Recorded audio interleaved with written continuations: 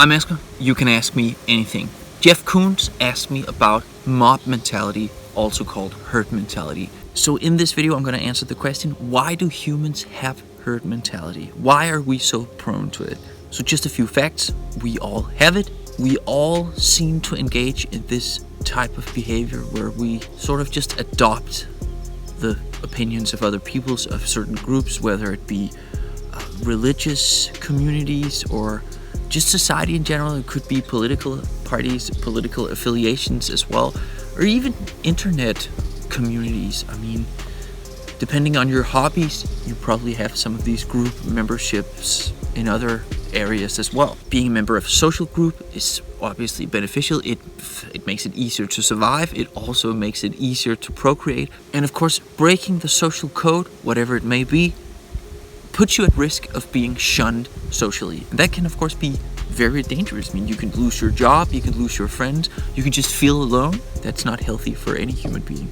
I actually spent several days thinking about this. I was entertaining this thought about social structures containing a potential error correction mechanism. If you poll, let's say, 100 people that live in a little village, ask them some question to which there is a true answer that we actually know. There's some meme that went around a few years back. Villagers were supposed to guess the weight of some cow or an ox. And even though no single villager was able to guess the exact, precise weight of the ox, the average was disturbingly close to the truth. I've actually seen modern demonstrations of this as well. Obviously, this is not something that always works, but there is some truth to that.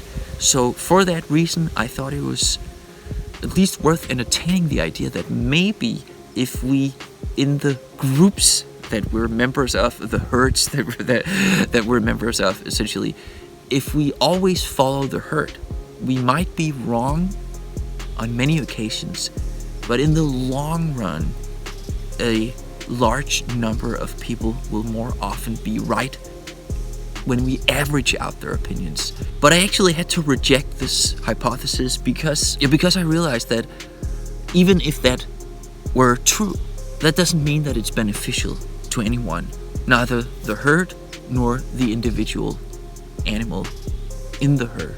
I had almost given up on giving a good answer to this question. Then I'm currently listening to Jonathan Haidt's book called The Righteous Mind. He has this very interesting hypothesis. So if you have a population such as humans on Earth, and then there's a famine, and during this famine, 99% of all food sources disappear, who will do best? Who will manage once there's just no more food left? Is it gonna be the aggressive, strong individuals? Or is it more likely to be the individuals that manage to organize themselves in groups and make rules that they follow that dictate how we collect the food there is, how we can grow new food, and how we distribute it among the group members? And then he suggests, add to that a famine such as this one happens again 100 years later. Now we're starting to see why it's not just beneficial, but why it could be, a true necessity even. And of course, these sorts of mechanisms sort of become invisible when we live in these huge, complex, major societies. But I think it's actually a very reasonable explanation, and it also sort of explains why you need to follow the rules by the group.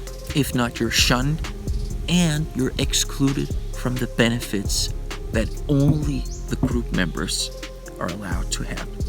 We actually hear this. I've heard this in immigration debates back in my old country, Denmark, but I hear it in the US too. Like, why should I pay for these people who just got here?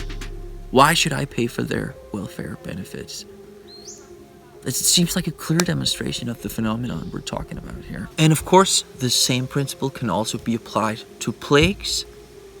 In the case of COVID-19, it's probably not bad enough to cause all the disobedient people to die. But if we had something, and we probably will have at some point, that's, let's just say, 1,000 times worse, the people who are too individualistic, the people who defy the ideas of wearing a mask and going outside and just not doing social distancing. I'm not saying under the current circumstances, but if we were facing something much worse, those people wouldn't be around to spread their memes and genes to the next generation.